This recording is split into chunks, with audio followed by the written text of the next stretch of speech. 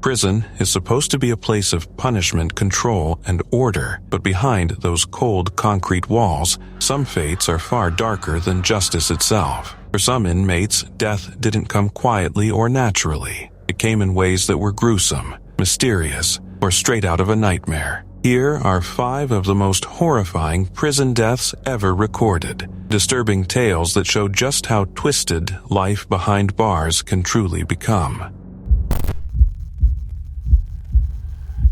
Jeffrey Epstein's death wasn't just another prison suicide, it was the spark that set off one of the most chilling storms of suspicion in modern history. On the morning of August 10, 2019, inside New York's Metropolitan Correctional Center, a high-security facility built to contain the worst guards found one of America's most notorious men hanging lifeless in his cell. Epstein, a wealthy financier with powerful friends and darker secrets, was supposed to be under constant watch. Instead, he was gone. Moments after he was discovered hanging off the side of his bunk bed, guards rushed to perform CPR. He was taken to New York Downtown Hospital, but by 6:39 a.m., Jeffrey Epstein was officially pronounced dead. The medical examiner ruled it a suicide by hanging, yet the ruling felt like an insult to common sense for millions around the world. Cameras in front of his cell had malfunctioned. The guards who were supposed to check on him every 30 minutes had fallen asleep. His cellmate had been moved out the night before. It was as if fate,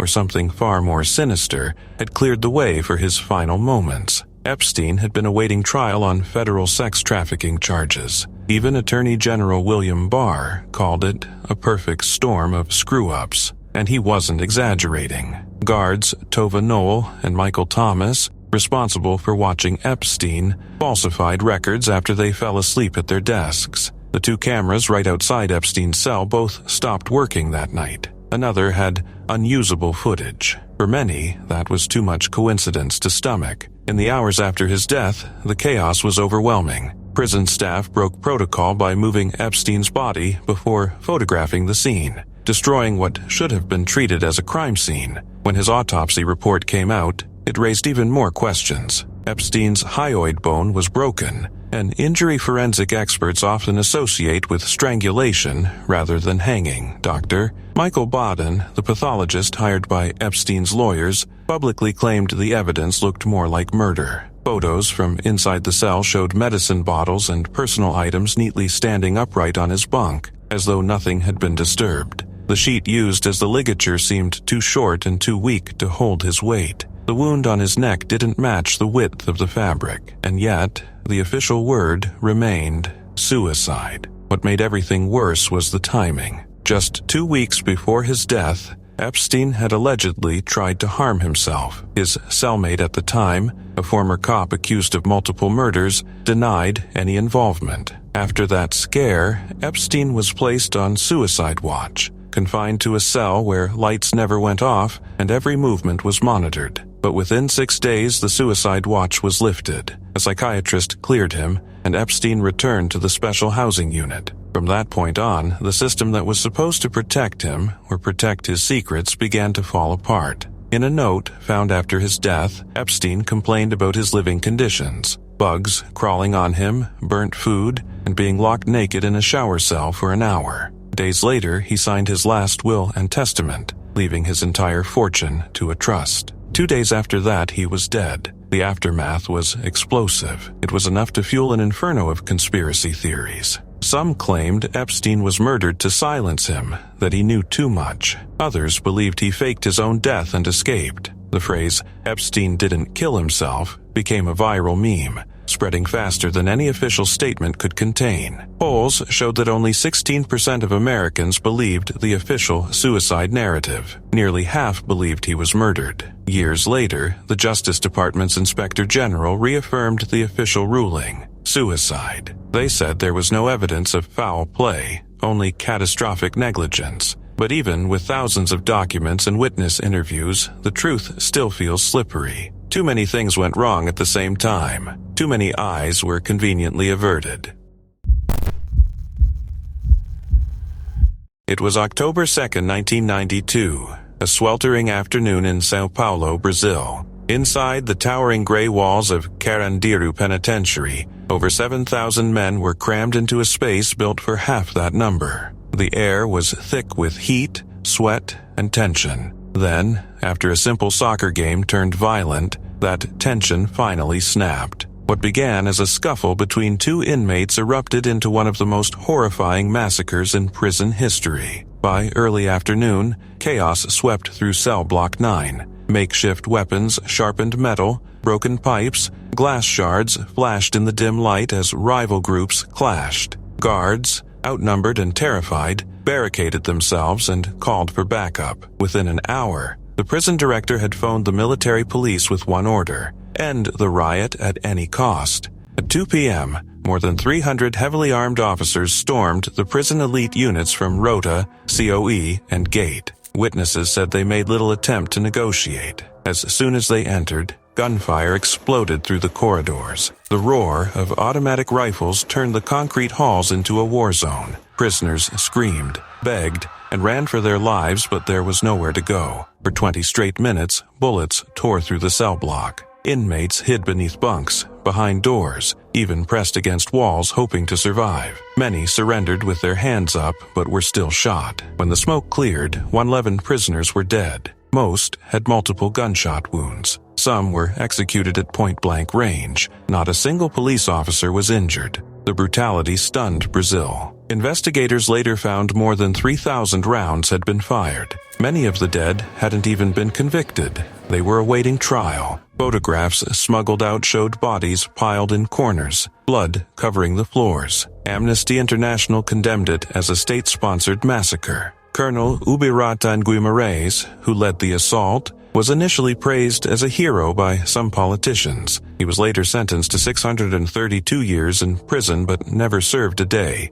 He appealed, claiming he had only followed orders. In a cruel twist, he even ran for public office and won, campaigning under the number 14111, a nod to the 111 dead. In 2006, Guimarães himself was found shot dead in his apartment, his murder never solved. From the ashes of the massacre came something darker: unity. Survivors, once divided by gang rivalries, joined forces against the system that had slaughtered them. That alliance became the Primeiro Comando da Capital, PCC, one of Brazil's most feared criminal organizations. Families of the victims never stopped demanding justice. In 2013, dozens of officers were convicted, some sentenced to over 600 years. But in 2016, all convictions were overturned. The massacre was ruled self-defense. None of the killers served time. Carandiru Penitentiary was demolished in 2002. A park now stands where the blood once flowed.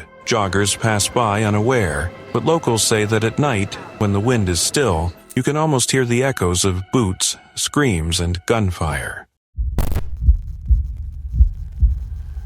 It was a bright Texas afternoon on July 10, 2015, when 28-year-old Sandra Bland was pulled over for what should have been a routine traffic stop. She had just returned to Waller County, excited to start a new job at her old college, Prairie View A&M University. A fresh start after years of struggle. But that stop, caught on dashcam and a bystander's phone, became one of the most haunting cases in modern American history. The officer was State Trooper Brian Encinia, known for stopping drivers over minor infractions. He followed Bland closely before pulling her over for failing to signal a lane change. At first, the interaction was calm until he asked if she was irritated. Sandra replied, "Yes, I am." What should have been a brief exchange quickly turned hostile. When she refused to put out her cigarette, Encinia shouted, "Get out of the car," and then drew his taser, yelling, "I will light you up." Moments later, Bland was forced to the ground. "You slammed my head into the ground," she cried. "I can't hear." When she told him she was epileptic, he replied coldly, "Good." The footage spread online, sparking outrage. Sandra was arrested for allegedly assaulting a public servant and taken to the Waller County Jail. Her bail was set at $5,000, just $500 to be released, but she remained behind bars, calling family and friends in distress. In one voicemail she asked, "How did switching lanes with no signal turn into all of this?" 3 days later, on July 13th, Sandra Bland was found dead in her cell, hanging from a plastic garbage bag. Authorities called it suicide, but her family and much of the public refused to believe it. She had just landed a new job, was planning her future, and had shown no signs of self-harm.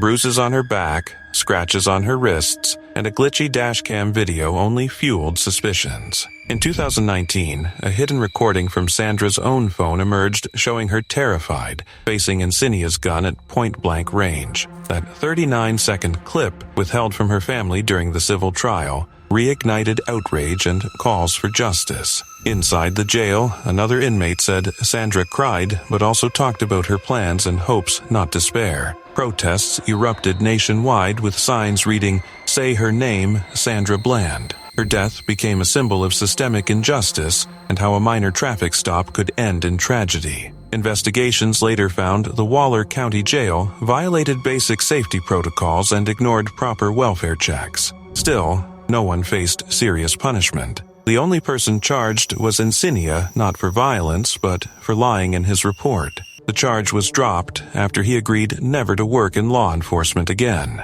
Sandra's family later settled a wrongful death lawsuit for $1.9 million, requiring jail reforms. But no amount of money could erase the truth her story revealed about power, neglect, and accountability. Sandra Bland wasn't just another name. She was a woman with purpose, whose voice still echoes through the movement her death helped ignite. Before she died, she once said, "You can stand there, surrender to the cops, and still be killed." Her words became prophecy and a haunting reminder of a system that too often silences the innocent.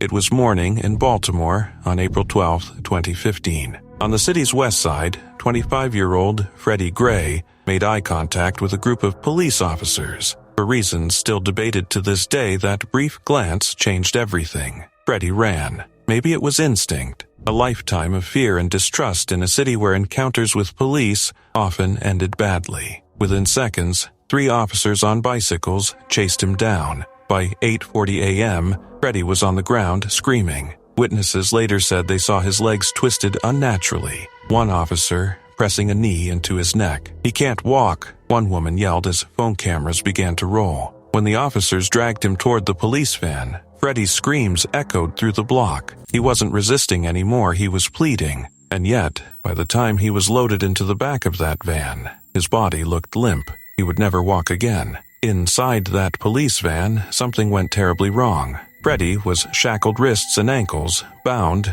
but never strapped in with a seatbelt, despite a new department policy issued just 6 days earlier. Over the next 45 minutes, the van made multiple stops. At one point, Freddie was reportedly removed, placed in leg irons, and then shoved back inside. At another stop, officers checked on him and then picked up a second detainee. By the time they reached the station, Freddie Gray was unresponsive. His spinal cord had been 80% severed near the neck, an injury doctors compared to those seen in high-impact diving accidents. A week later, on April 19th, Freddie Gray was dead. The medical examiner ruled it a homicide. The cause? Severe spinal trauma sustained while in police custody. News of his death hit Baltimore like a thunderclap. Videos of his arrest flooded social media, Freddie screaming, unable to stand, dragged like an object rather than a man. Crowds began to gather in the streets, demanding answers. What happened in that van?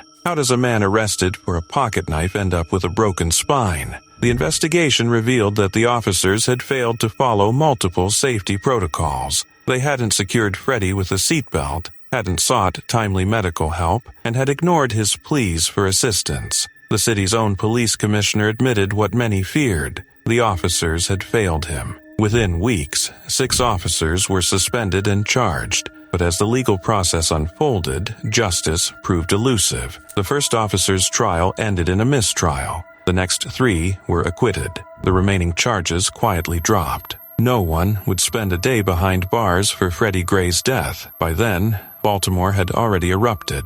Peaceful protests transformed into chaos fires, looting, and clashes with riot police. A CVS burned to the ground. The governor declared a state of emergency. The National Guard rolled in, armored vehicles rumbling through the same streets Freddie once walked. It felt less like justice was being served, and more like a city tearing itself apart to be heard. Through it all, Freddie's mother, Gloria Darden, remained a haunting figure of grief and disbelief. Her son had grown up with ADHD, poverty, run-ins with the law, but he was trying. At 25, he still had time to change things. "They killed my son," she said simply, holding back tears. And for what? Years later, the Department of Justice announced it would not pursue federal charges. It was over legally, at least. But in Baltimore, nothing felt resolved. The police officers returned to duty or retired quietly. The city paid Freddie Gray's family $6.4 million to avoid a civil lawsuit.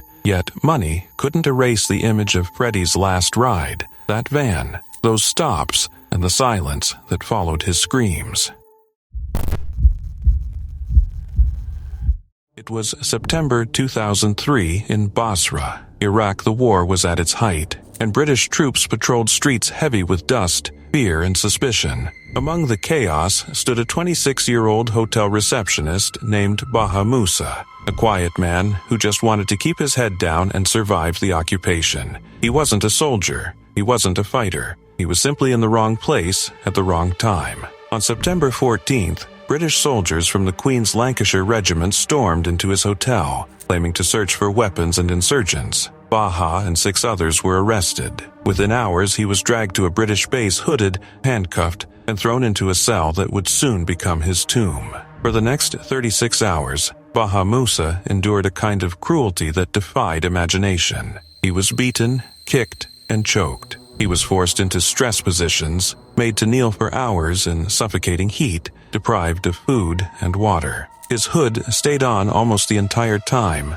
cutting off air and turning his world into darkness. Soldiers used the hooding and stress tactics that had long been banned under both British law and the Geneva Conventions, yet inside that base, no one stopped it. No one dared. By the second day, Baha's body was failing. Witnesses recalled hearing moans, the sound of fists landing, and boots striking flesh. When it was finally over, Baha Musa lay motionless on the floor. His face was unrecognizable. A post-mortem later revealed the horror 93 separate injuries, from fractured ribs to a broken nose. He had been beaten so savagely that even seasoned investigators were sickened. When the truth began to surface, it sent shockwaves through Britain and the world. The soldiers had tried to explain it away: stress, confusion, the fog of war. But an inquiry would later call it what it was: an appalling episode of serious, gratuitous violence. The 1,400-page report painted a picture of not just brutality, but betrayal,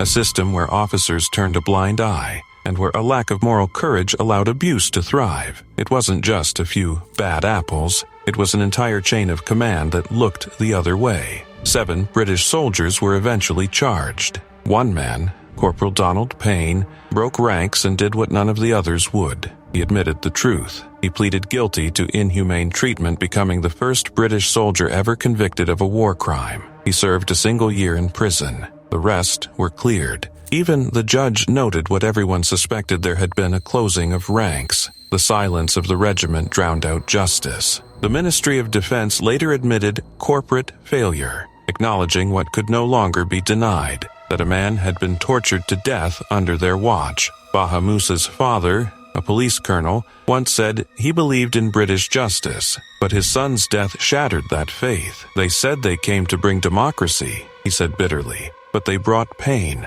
Today, Baha's story stands as one of the darkest moments in Britain's modern military history, a reminder that even those sworn to uphold order can become instruments of cruelty when accountability disappears. His name, once lost in the noise of war, became a symbol of a warning whispered in the corridors of power. When humanity is stripped away in the name of duty, justice dies long before the victim does.